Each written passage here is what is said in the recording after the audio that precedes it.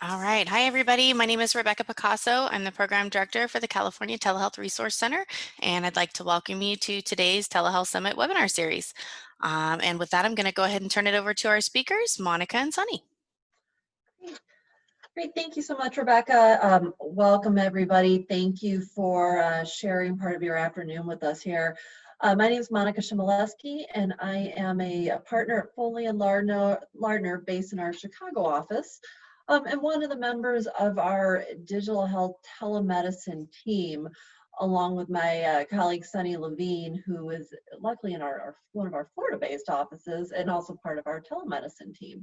And I'll let Sunny introduce herself in a moment here as well. We were so looking forward to seeing all of you at a meeting and presenting at the summit in Lake Tahoe, and so we were so happy when the CTRC decided to put on this webinar series, and look forward to presenting to you today. So with that, Sunny, do you mind advancing to next slide, please? Sure. So, of course, being attorneys, we have our normal disclaimer, so I will let you read that the information we're providing isn't considered to be legal advice on any specific facts or circumstances, that this is provided for your education and your general information, and essentially that this video and webinar is not intended to create an attorney-client privilege. That being said, we're happy to provide you with all of the information we can on telemedicine and building a great presentation. So what are we going to talk about today? What is the purpose? As the title of the presentation suggests, we really want to look and provide you with information on how to build and things to consider in building a successful telehealth offering. And we're living in an unprecedented time, and at least for me, an unexpected time with COVID, where I think one might say that one of the silver linings of COVID is that it has caused providers, health systems, entrepreneurs, patients, and the government to really look at and embrace telemedicine in ways that we had not seen before. And as we talk today, we're going to be highlighting some of the potential models, some of the regulatory and compliance considerations, and we're also going to be highlighting, okay, this is pre-COVID and this is current COVID state, and trying to maybe give you a little bit of insight looking into the crystal ball to see will some of the waivers that have been put in place, will some of the expansions and loosening, so to speak, of the regulations remain in place post-COVID. So that's one of the goals. So we'll briefly look at some of the current and most common telehealth models. We'll look at in relation to that some of the corporate structures and the key contracts that you'll have. In relation to the models and the structures, we want to make sure that you're provided with the information so that the offering and the telehealth program is compliant. So with that, we'll talk a little bit about provider credentialing and onboarding, and then some of the key legal and regulatory telehealth practice standards laws. And then we're going to focus a good amount on reimbursement, because reimbursement, in addition to the regulation, and especially reimbursement by CMS, really has an impact on the provision of services via telemedicine and what you can do. Next slide. So as mentioned, what do you want to do? Anybody, you want to build an offering, a telemedicine offering that is meaningful. You don't want to simply jump into an area if it's not meaningful, if there isn't a patient population for you to serve, if there isn't a need. With that, it needs to be clinically appropriate. Again, can a provider effectively provide professional care via telemedicine? Is it the right platform for the needs of the patient? Is it clinically appropriate?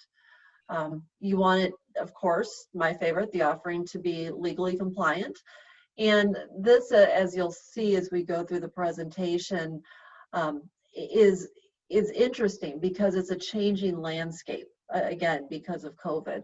is also a quickly changing landscape, because you'll see a lot of the regulations on the practice of telemedicine and the use of telemedicine to provide care is really governed at the state level. You don't have an overlying or a general overlying federal regulation. And then finally, you want an offering that's scalable.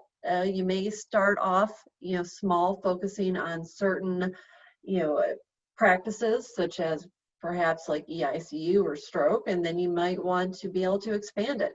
You might start with primary care and then want to be able to expand the offering to various medical specialties.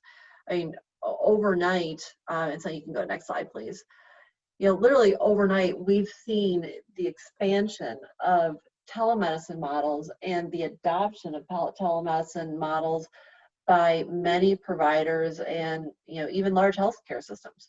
I've personally seen a healthcare system that I do a lot of work with, increase their telemedicine offerings within a week's time, by over 50%. We're seeing surgeons who are now using telemedicine to do, post-op visits with patients. And so the telehealth models that are being used are definitely growing. You have there's traditional direct-to-consumer models, there's business-to-business models, there's hybrid models that we're seeing out there. For example, there's models where you have subscription-based models where essentially the provider is selling directly to insurers, to payers, and to self-insured employers, and then those, the insurers or the self-insured employers, they'll essentially pay an annual subscription fee, per member, which allows then all of the employees or members to have 24/7 access to the care, to the physicians. Similar with the direct-to-consumer, you have the providers, going out and providing 24/7 access to care for non-emergent situations. Recently, we're seeing a lot of the provider-based telemedicine offerings, where again, you're seeing health systems and physician groups actively have a telemedicine offering, a telemedicine component to their services.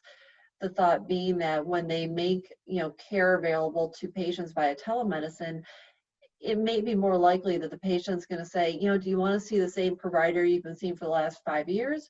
Or are you, willing to go to another company and start seeing somebody new? The providers are seeing this as an opportunity for them to, really start connecting and providing these offerings. We have examples down here of some, well-known companies that have had, that have very successful telehealth models, such as, Teladoc, offering care. HIMSS, which I'm sure as everybody knows, is a platform where it sells, personal care products. And then DoxyMe, really connects physicians and patients, through the software that they provide. They're all, great companies and great offerings. So when you're thinking about building the model and trying to come up with your business plan and what it looks like, depending on if you're a provider, if you're a physician group, or if you're a technology company, looking to expand an offer, you need to be aware of the regulatory landscape and what we're looking at. So with that, I think the best place to start is one of the hotbed issues, and that's provider credentialing and onboarding. So Sunny, do you want to touch on this to start with? Yeah, great. Thank you, Monica. Good afternoon to everyone out there. My name is Sunny Levine. I'm an associate with Foley Lardner. I'm in the Tampa office, sitting in Tampa, and unfortunately not in beautiful Lake Tahoe, but this is COVID, so here we go. One of the most crucial parts of any telehealth offering is ensuring proper provider credentialing and onboarding. This is a really broad concept, so we're just going to provide a high-level overview of some of the key considerations. Providers referring to physicians, nurse practitioners, PAs, physical therapists, or whatever type of offering the group plans to have. These are individuals that are actually providing the telehealth services. One of the important initial steps that often presents a logistical challenge is ensuring that all providers are properly licensed. before a physician or other provider can offer any services through telemedicine or really in person. The general rule is that the physician must be licensed in the state the patient is located in at the time of the telemedicine consultation. So for example, if a patient is located in California at the time of the telemedicine consultation, the physician providing the telemedicine services to the patient must be licensed in California. This does not mean that the physician needs to be physically located in California at the time of the consult, but the physician must be licensed to practice medicine in California. This can present a challenge, a logistic challenge to structure a national telemedicine offering, because if a group wants to treat patients in every state, they must ensure that they have providers that are duly licensed to treat patients in all 50 states and DC. Obtaining a medical license can at times be a time-intensive process and also can be quite expensive. States vary on the various qualifications required for licensure. They also vary in processing times and fees.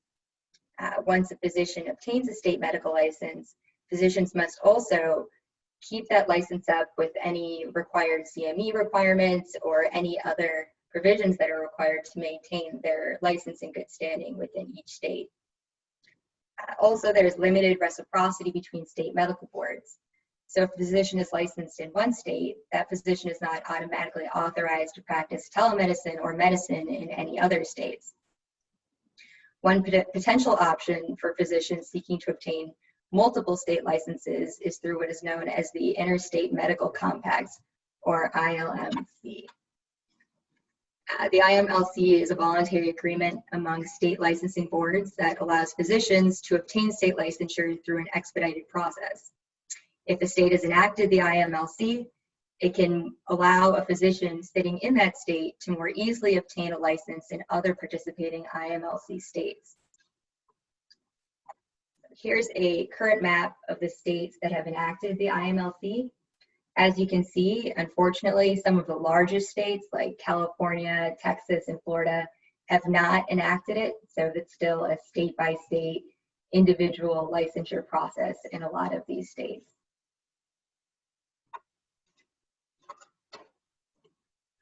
Even though full-time licensure is typically required to provide telemedicine services, there are certain notable exceptions from licensure that telemedicine providers could utilize. These include a consultation exception. This refers to a peer-to-peer consultation between providers, kind of like a curbside consultation.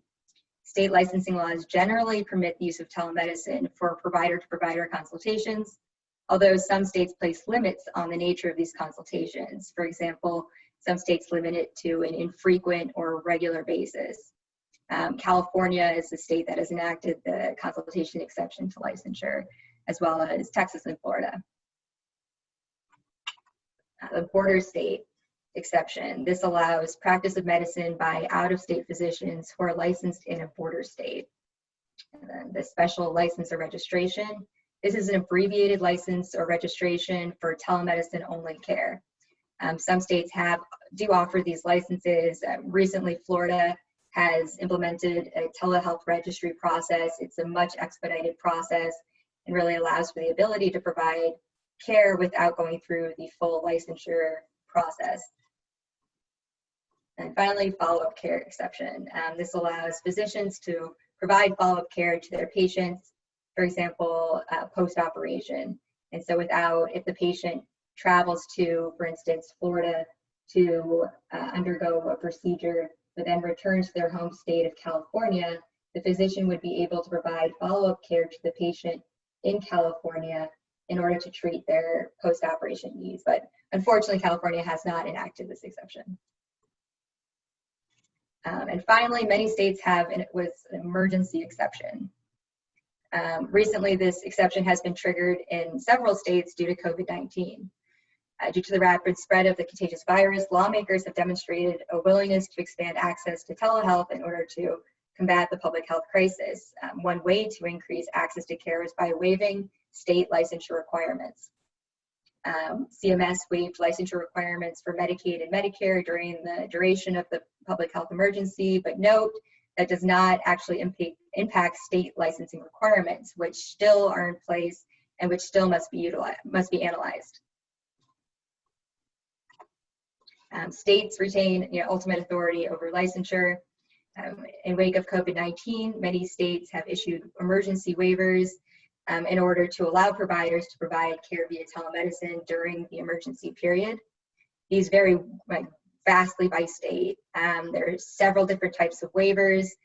Most notably, they fall into 3 categories. There are automatic self-effectuating waivers, where the healthcare provider does not need to make any affirmative action in order to practice in that state under the waiver. So for instance, Florida's waiver and New York's waiver.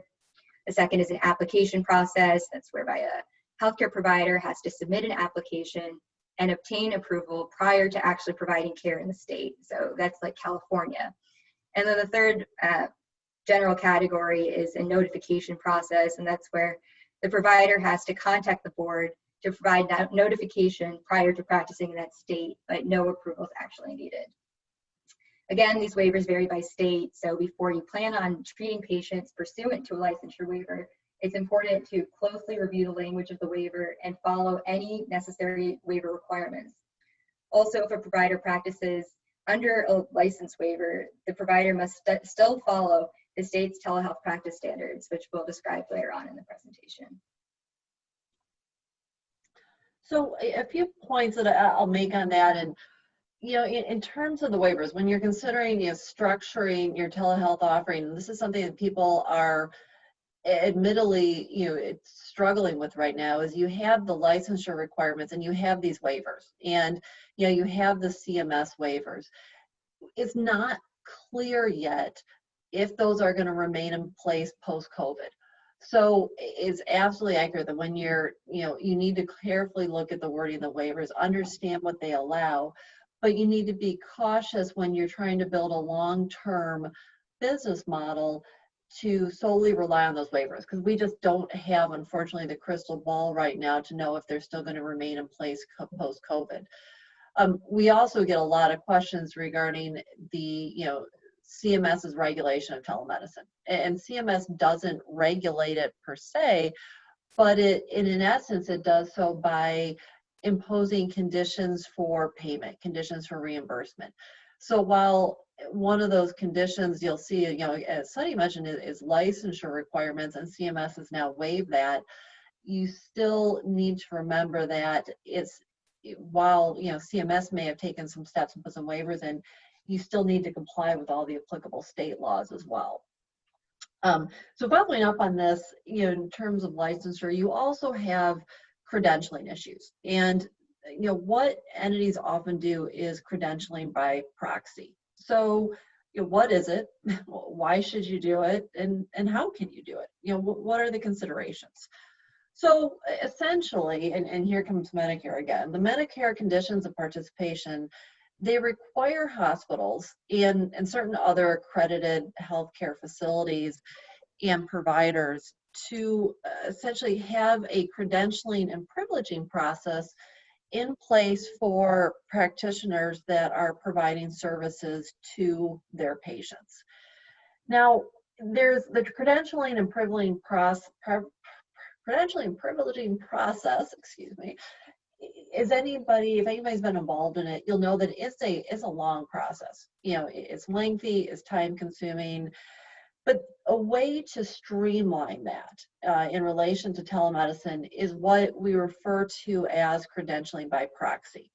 And essentially, it permits the hospital that's receiving the telemedicine services, or the originating site, the place where the patient's at, to rely on the privileging decisions and the credentialing decisions that have already been made by either the hospital or the other entity that's actually providing the telemedicine services, i.e. the distant site hospital, or also known as the distant site telemedicine entity, provided they can rely on those credentialing and privileging decisions, provided that certain requirements are met.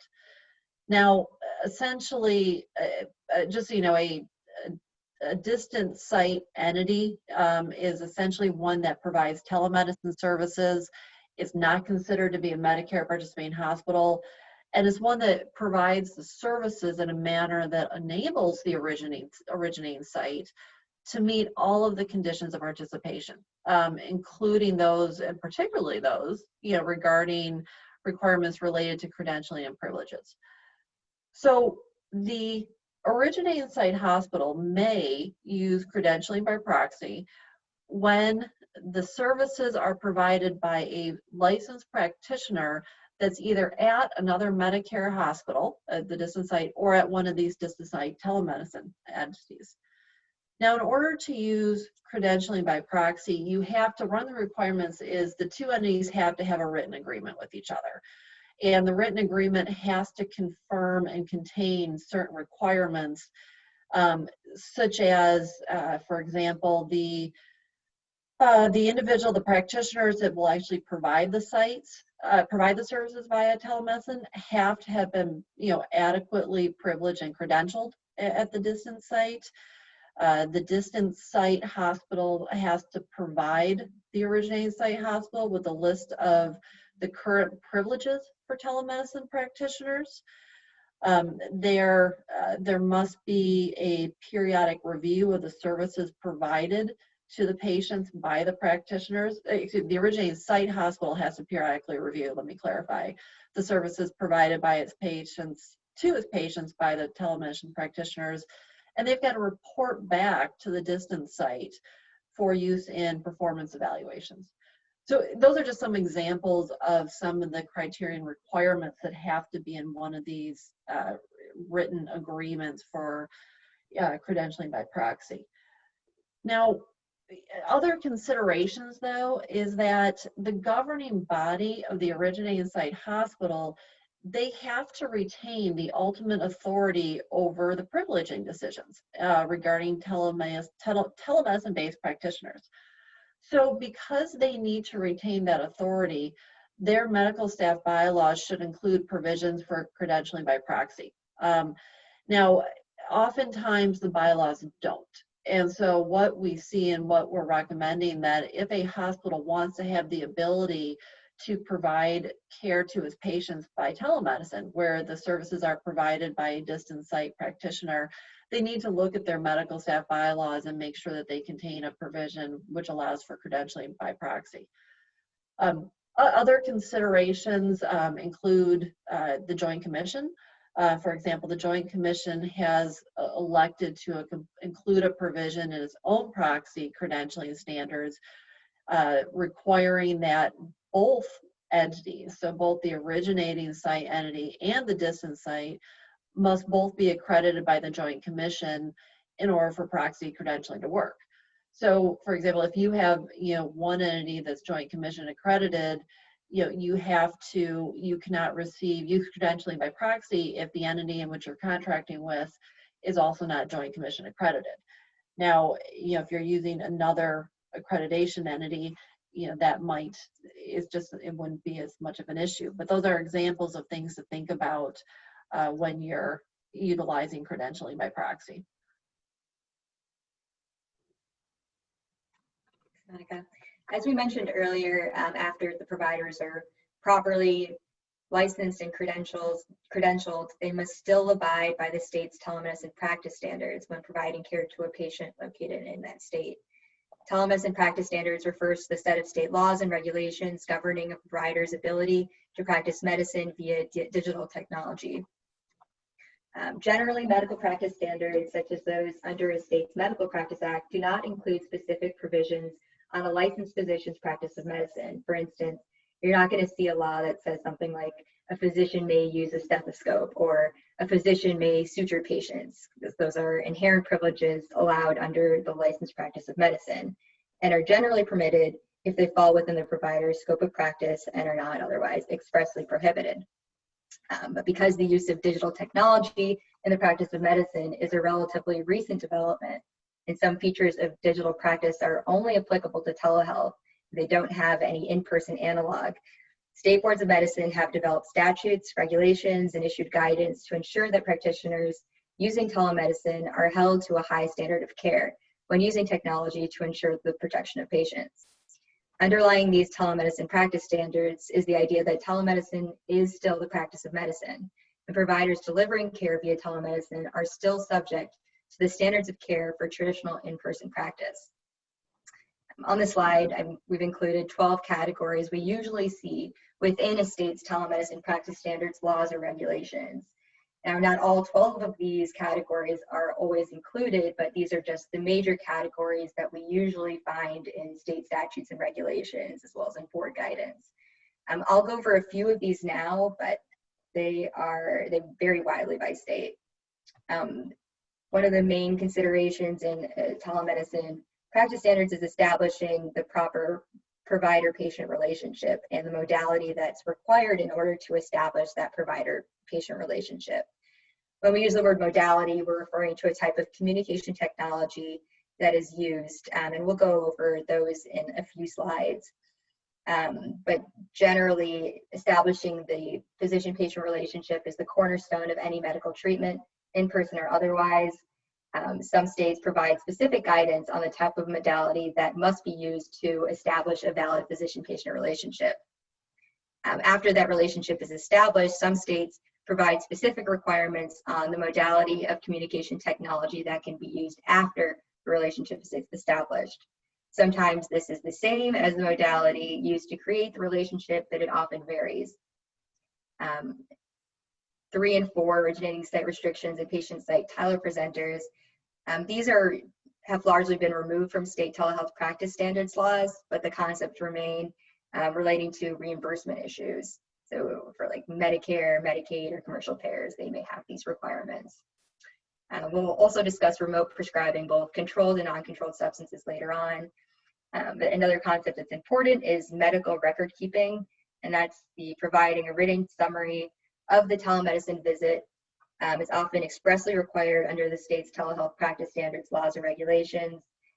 Even when it's not expressly required, it's always the best practice to note in the patient's medical record of that telemedicine visit, any recommendations made during that visit, and providing a copy of that consultation report to the patient, and in some states, the patient's primary care provider.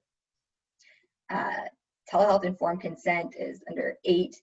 Many state laws, rules, and medical board guidance require a telemedicine practitioner to obtain a patient's informed consent to that telehealth treatment. This means that the telehealth practitioner must inform the patient of the treatment methods, expected benefits, and limitations of providing care through telemedicine. After providing with the patient with this information, the provider is often required to obtain the patient's written consent to provide the telehealth services. These consents are often documented in the patient's medical record. 11 refers to verifying the patient's identity and location. A majority of states expressly require the provider to verify the patient's identity and location during a telemedicine encounter. This ties into one of the earlier sections on state licensure. The patient's location at the time of the consult is key again to determining the provider's licensure, but also which set of state laws and rules will guide for telemedicine practice standards. States often don't detail how these things can be established. For instance, they don't provide how a provider needs to verify the patient's identity. But nonetheless, the provider should have some reasonable mechanisms in place to do so. Even in states without these express requirements under the state's practice standards, laws, or rules, a medical board could view verifying the patient's identity and location as an essential element to meeting the standard of care. And it makes sense why it's important. You should know who the patient is in order to treat them. For example, we've seen at least one disciplinary proceeding here in California where there is no express law or rule requiring patient identification, but the medical board still found that the provider failed to meet the standard of care, as each patient encounter requires the physician to take steps to affirmatively verify the identity of the patient. Failure to meet any of these listed telemedicine practice standards can lead to adverse actions, usually in the form of a board administrative complaint or other action taken against the provider's license. The board will typically look to the overall treatment provided, the totality of the circumstances, to see if the provider was able to meet the applicable standard of care.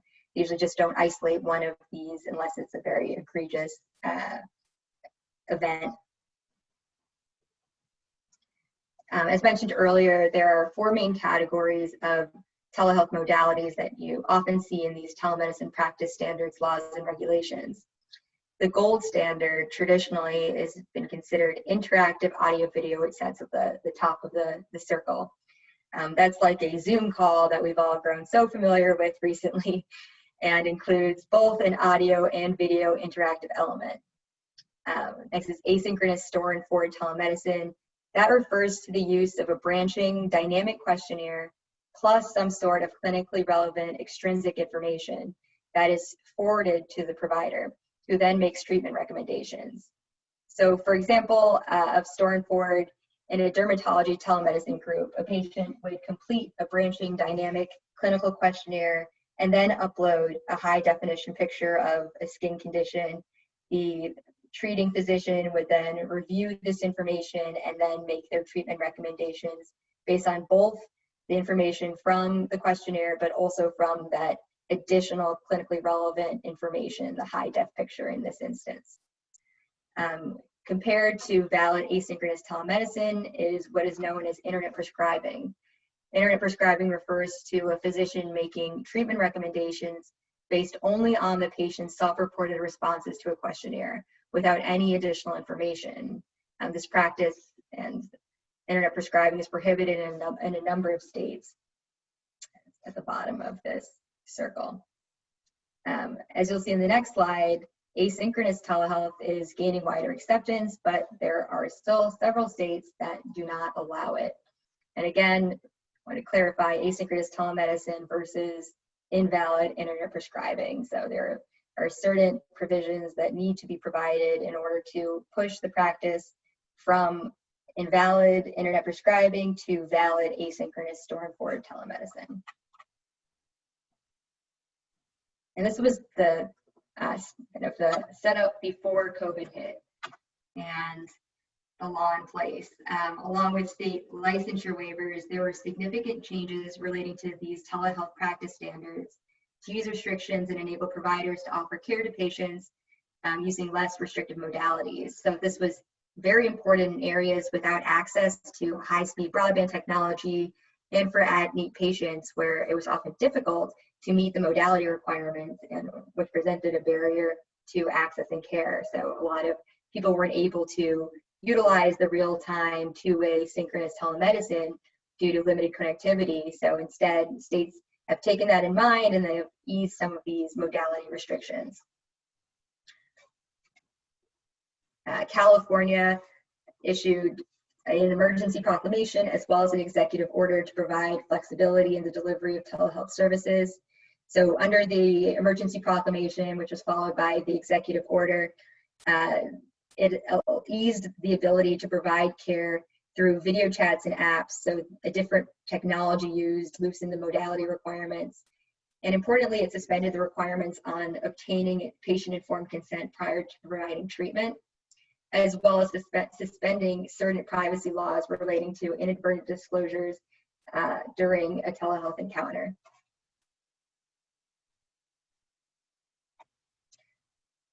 Many other states have also issued waivers relating to modalities or other telehealth practice standards. For instance, here's Delaware's waiver. The Board of Medicine issued this waiver that provided that providers could form a doctor-patient relationship through a lesser modality than the previously required audio-video real-time modality requirement. So this allowed for increased flexibility for providers and patients who may not have that technological infrastructure to use audio-video technology.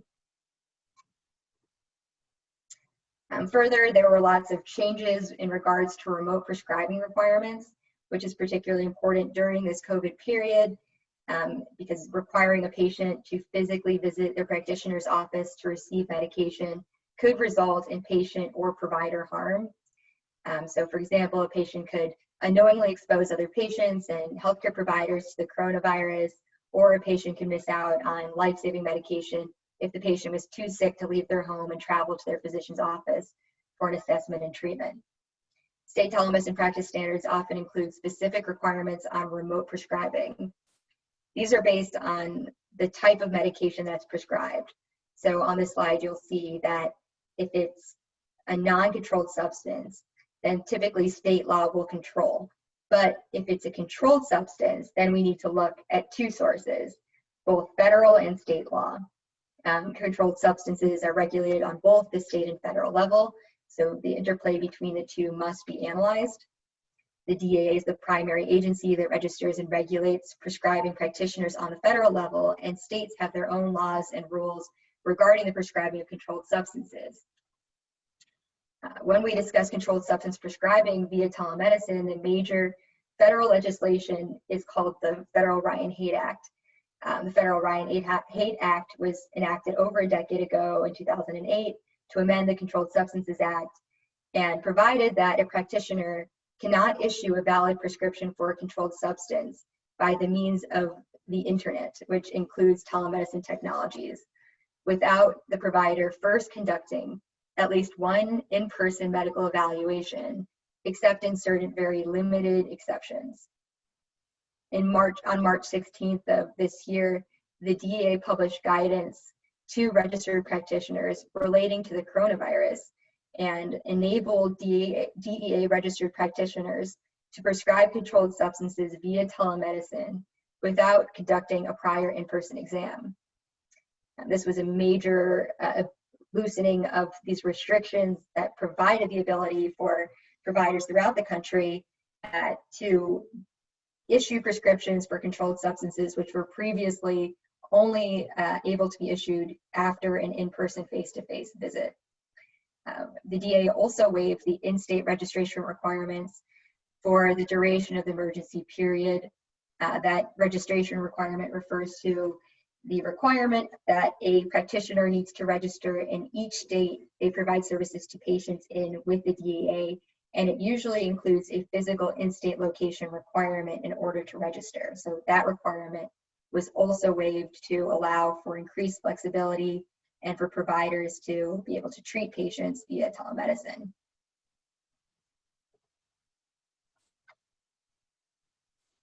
So according to the DEA's website, for as long as the public health emergency remains in effect, DEA registered practitioners may issue prescriptions for all Schedule 2 through 5 controlled substances to patients without first conducting an in-person medical evaluation if 3 conditions are met. Under the COVID waivers, the prescription has to be issued for a legitimate medical purpose by a practitioner acting in the usual course of his or her practice. The telemedicine communication must be conducted using real-time audio-video, two-way interactive communication technologies. That's that synchronous gold standard telemedicine. And then the practitioner must also act in accordance with applicable federal and state law. So on this last point, that the practitioner has to act in accordance with both federal and state law is important, because while on a federal level, the in-person requirement was waived, states may still prohibit prescribing controlled substances under the state's telehealth practice standards, laws, or regulations. And in the event of a conflict between state and federal law regarding controlled substances, the more stringent standard, or the state standard in this case, would hold. Many states have enacted laws, regulations, and policy on prescribing controlled substances via telemedicine. Some states expressly allow the prescribing of controlled substances via telemedicine without a prior in-person exam. Some states allow it in certain circumstances. So for instance, Florida allows prescribing controlled substances without a prior in-person exam, but only for certain reasons, for instance, for the treatment of a psychiatric disorder. Other states completely prohibit remote prescribing of controlled substances without a prior in-person exam for certain schedules of drugs. So for instance, Montana prohibits prescribing Schedule 2 controlled substances via telemedicine without first conducting an in-person encounter. And now with COVID-19, many states have also waived these in-person controlled substance prescribing restrictions consistent with the federal waivers.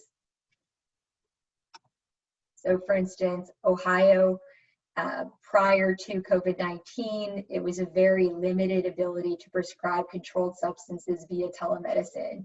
The physician had to meet all 9 factors for prescribing non-controlled substances that were under the medical board regulations, but then also had to fit into one of the 6 enumerated exceptions under the regulations.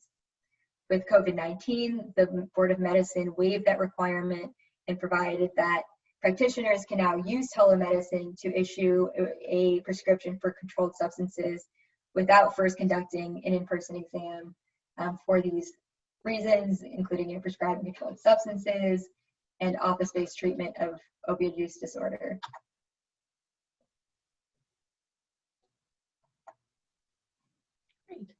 Notably, we still need to keep in mind, like Monica mentioned, that these are temporary waivers. They're valid for a limited duration of the emergency period. Each state is on their own timeline, and even within a state, there are varying requirements. A provider must closely review the specific language of each waiver they plan to practice under to determine its applicability and whether the waiver, if the waiver expires. If a provider is operating under these relaxed restrictions, they also really need to develop a post-COVID plan of action to ensure continuity of care. Like Monica mentioned earlier, we're not really sure what's going to happen after the emergency period expires, what's going to stick on the state and federal level, and what will go away. Some things to keep an eye out for relating to controlled substance prescribing is if the DEA will activate the long-awaited telemedicine registry to enable remote prescribing of controlled substances on a permanent basis.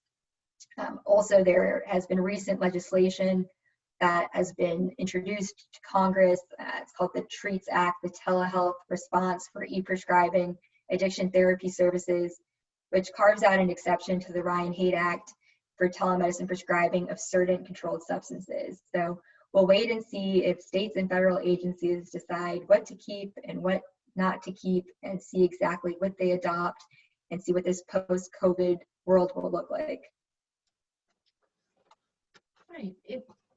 Thanks, Aya. So, as you're thinking about that, as you're thinking about your, telemedicine offering, another state requirement or potential law that you need to consider in addition to the practice standards and in the licensing that Sunny mentioned, has to do with the corporate practice of medicine. Next slide. And so essentially what each state, if a state has one, would have their own what we call the corporate practice of medicine law. States may also have fee splitting laws as well. And we bring these up is because they can impact when you're a lay person, somebody like me who's not a licensed practitioner, a licensed physician. It prohibits me from practicing medicine, essentially. The corporate practice of medicine doctrine, in a nutshell, prohibits a lay person or an entity that's not, often a licensed hospital or some type of a licensed medical facility from having ownership of a company that provides professional medical services, or from employing physicians or other clinicians and practitioners. There's also certain fee splitting laws as well. For example, Illinois has a law that would prohibit, with certain exceptions, the physicians in a practice group from sharing any of their revenue from professional services with an entity that is not another, professional corporation or, a lay person. In some states, and again, not every state has a corporate practice of medicine doctrine. Some are different. In some where there is a corporate practice of medicine, only there's certain types of entities that can employ and profit from physician services. For example, hospitals are one. Professional entities, you'll see professional physician corporations. There's multiple compliance considerations associated with this. As an example, if you look at, there's, I can think of one example off the top of my head where there is actually in relation to an FDA warning letter, where there was an entity that was through a telemedicine-based platform providing optical services for patients. And, the issue was the entity was not owned by physicians, and it also did not receive FDA approval for their products. And so the entity, faced different compliance issues. So how do you get around this? And I don't mean get around this like what is the loophole in this?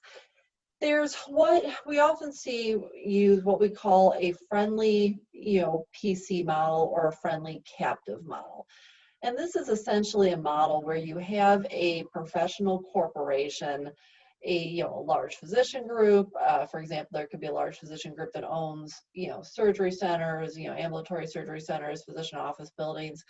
That physician corporation is completely owned by the licensed professionals providing the same service. And then it will employ or have independent contractor arrangements with the providers to provide the professional services. Now, where a non-physician entity can come in is they will form a management services organization. And that will be owned by the non-physicians. It can be structured where the physicians have some ownership or investment interest in the entity that owns the management services organization. But essentially, you then have a contractual arrangement between the MSO and the physician entity, whereby, for example, the MSO for a management fee will provide certain technology, certain equipment, certain management and administrative services for the professional corporation. And it does allow, through that management service agreement, the entity to have some influence, if you will, over the operations of the professional corporation. And with that, you normally have, especially when there is you have a tying agreement, stock transfer restriction agreement or continuity agreement, which helps solidify the relationship between the physician owners of the PC and those of the MSO to make sure that the arrangement stays in place. So that when you're looking at, how to structure an offering, if you're an entity that is not physician owned and you're looking to partner with a physician organization, this is a potential model you could consider if you're in a state and dealing with states where they have a corporate practice of medicine statute. Next slide, please. So I'm conscious of the time, so I'm going to go through this really quickly because I really want to get to reimbursement. If you're doing a direct-to-consumer telehealth and you're engaging in e-commerce, there's various considerations that you need to think about. For example, you're going to have to make sure that there's accounts that you create for the users. You have to have online terms of use, online privacy policies. You have to provide a notice of your privacy practices. Recently, and we're seeing this get a lot of attention, is ADA accessibility and disclosures.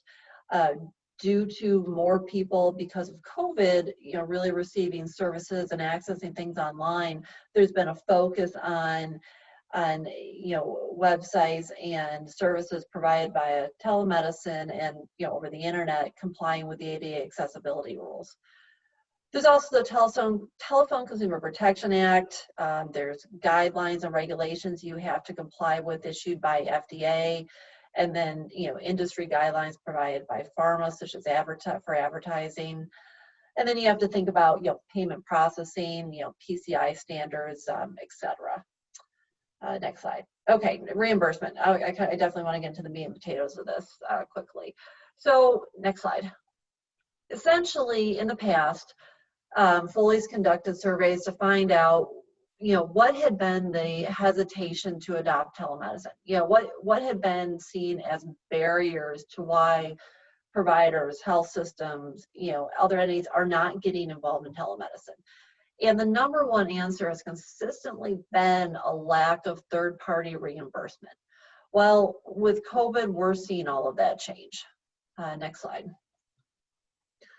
So when you're looking at your telemedicine offering and you're trying to structure, your business model, you've got to try to figure out, okay, what are going to be your main sources of payment?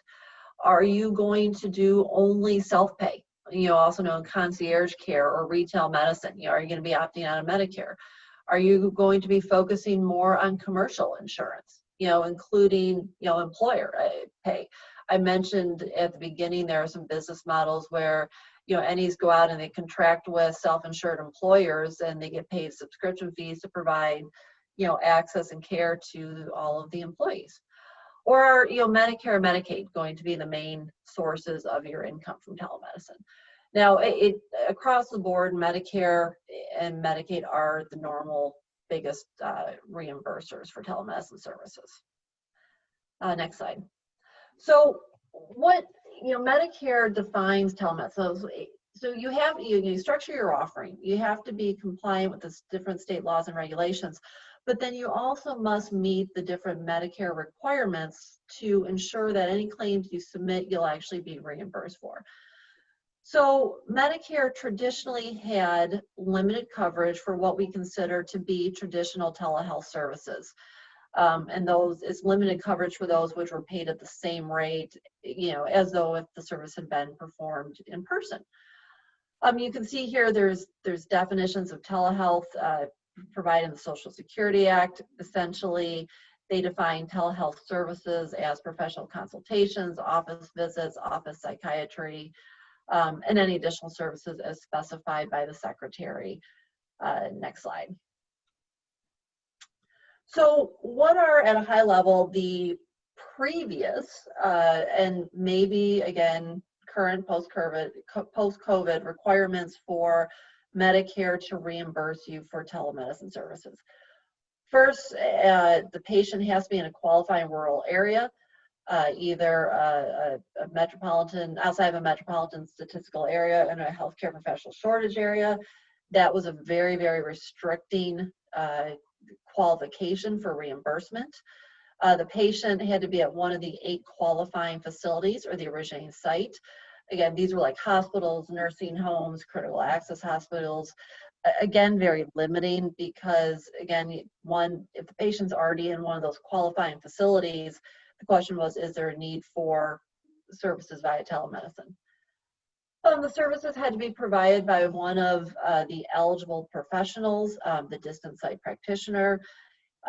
You'll see, as I was talking about in a minute, CMS has expanded the listing, but traditionally it was what you would not be surprised to think about: physicians, nurse practitioners, physician assistants. The fourth requirement is that the technology needed to be real-time audio video, interactive audio and video communication systems, as Sunny mentioned, like we're doing now. You couldn't use store and forward technology. And then finally, the service had to be covered. It had to be among the list of CPT and HCPCS code covered by Medicare. Next slide. So when all those conditions, that's fine, so you can skip that. We've pretty much already gone over that. When all those conditions were met, you would receive reimbursement paid as though the services was performed in person, and the originating site could also receive a facility fee. Next slide. Okay, so what's changed? And I actually, I do wonder if Medicare is going to look to keep some of these exceptions and expansions in place post-COVID. I'm hopeful that they are, especially due to some changes just recently introduced in the proposed 2021 physician fee schedule. So essentially, the Medicare waivers that have been introduced during COVID, are as set forth on the screen. And I apologize, this is kind of small to read, but for example, one, as I mentioned, they have expanded the list of who the providers are that can provide telemedicine services and be eligible to bill. The list has been expanded to include individuals such as speech language pathologists, physical therapists, etc. Medicare will now, in terms of the modality, pay for certain services that are furnished using audio only, telephone essentially. And now they'll do that when a beneficiary does not have access to audio video equipment. So that's a big improvement. I think one of the most important is that the first one in the yellow box, where essentially Medicare is now going to pay for services furnished by physicians and practitioners, to patients located anywhere in the country, including in their place of residence. So no longer do I have to go to one of the originating sites to receive care via telemedicine. I can be sitting here on my couch and receive services and consult with my practitioner at home, and the practitioner can submit that for reimbursement. And there's others. I mean, you'll see here that again, they'll pay for rates, telehealth services at the same rate that they would have if the services had been delivered in person. They'll pay for in-person, face-to-face, clinical exemptions for ESRD monthly. And again, as I mentioned, I'm hopeful because Medicare recently just issued proposed changes to the 2021 physician fee schedule. And the most notable change that they propose is to allow physicians to fulfill the direct supervision requirements while being remote. Now, a condition of them being able to do that is that even if the physician's remote, they'll need to be immediately available to engage in real-time audio video technology, if needed, if the need arises. They've also proposed, removing the frequency limitations for certain facility inpatient type technical services. And then they've actually did what I consider a decently large add to the list of covered services for 2021. Again, these are proposed changes, but trying to look into the crystal ball, I think it gives hope that Medicare has seen the value and services provided by telemedicine and will work to hopefully continue to expand access and coverage. Next slide. So Medicaid, state by state, as I'm sure is not surprising, reimbursement varies.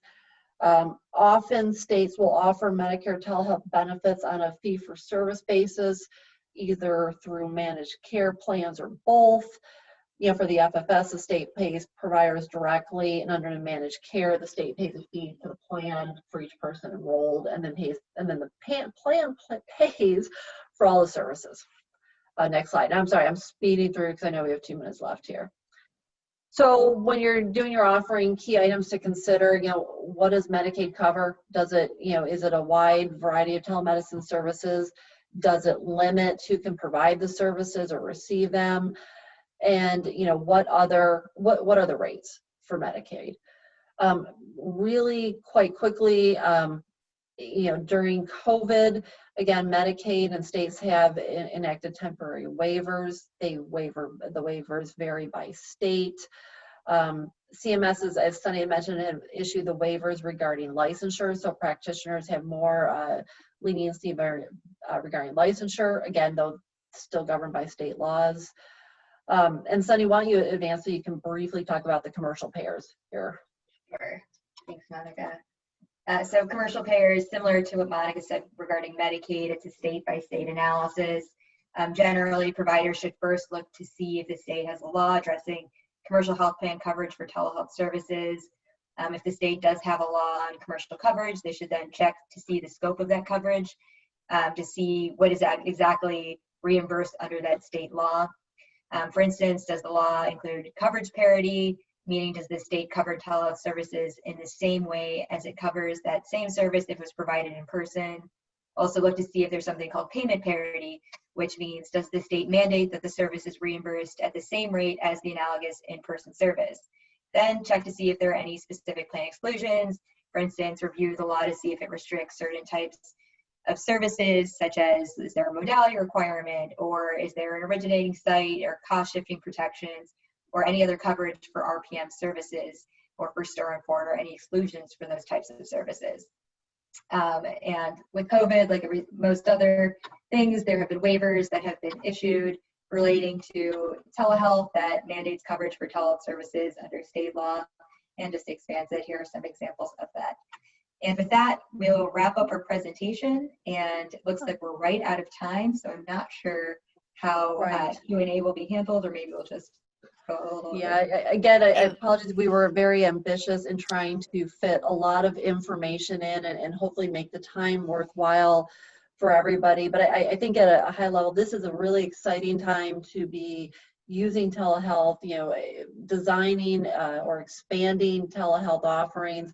And it is very doable. And we think we're very interested to see what the future holds in terms of government and state regulation. And I know Rebecca and Kathy at the beginning had said with some of the Q&A, they can also, send us a Q&A and we can respond, offline at different times because I know we're out of time. But I do want to thank everybody for allowing us the opportunity to to speak and present today, and special thanks to the CTRC for putting on this webinar series. Thank you both, Monica and Sunny, for presenting. I actually, if you have just a few moments, there's 2 questions that came into the Q&A that I'd like to see if you could address. Sure. Okay, so the first one actually comes from Jerry Douglas, and he says that they do not have their audiovisual synchronous telehealth operating full-time yet and are doing mostly telephonic visits, but are prescribing scheduled medications with these telephonic visits. Are they outside of the emergency regulations? Yeah, I can address that. So technically, under DEA's waiver, the modality is audio, video, real time. So technically, yes, it would be in violation. There is a special provision, though, within another waiver that the DEA issued relating to prescribing controlled substances for substance use treatment. Under that separate waiver, DEA released audio only would be sufficient to prescribe certain scheduled medications if the medication is used in treatment of substance use disorder. Wonderful, thank you. And the last one that I'd just like to know if you could maybe address, it might be subjective here, comes from Ron, and I'm not even going to try to butcher his last name. Given messaging coming out of Washington, D.C., it appears as if telehealth in its current form is here to stay. If you had to polish up your crystal ball, what current policies do you see being tightened or changed? For example, requiring telehealth to be conducted over a HIPAA-compliant platform. Yeah, great question, and Sunny, feel free to chime in here as well. As yeah, I've been asked that question a few times now. I do think that it is here to stay. I think that he hit the nail on the head with privacy considerations. I think, you know, a HIPAA compliant platform, there's been a very quick adoption of platforms such as Zoom, you know, what we're having, but there's also been a lot of concerns that those platforms are not secure enough, that they are not, you know, they don't comply with HIPAA. So I think that that's going to be a large focus. I think that licensing may loosen up, but I think that that will be a focus as well, but probably not to the same extent as privacy. And I really think that there's going to be continued, you know, CMS, Medicare coverage and reimbursement for this. And I think that as that, you know, becomes a mainstay, I think it's likely going to follow that the commercial payers will follow suit as well too. And just to chime in, I also think that there will be a lot of movement as far as practice standards, specifically with remote prescribing. That's such an archaic rule, it seems now. It's from 2008, a different era almost, that really should loosen up, and it seems like it is going in that direction. As far as licensure, I don't think that many medical boards are going to allow this sort of fluidity of practice, but hopefully there will be some easier ways to obtain physician licensure, because as is, it is a very onerous process. All right, well, I know I've had a few more Q&As come in, and I'm sorry, guys, but I am going to go ahead and end our webinar, but I will send those questions over to Monica and Sunny. All answers and questions, I should say questions and answers that were asked and answered during this presentation, or even that weren't answered but were asked, will be posted on our website, as well as the recording and the slides from this session. Those should be available no later than Friday. And again, thank you so much, Sunny and Monica, for joining us. Thank you, everybody that was able to attend, and we hope to see you next week. You all. Thank you.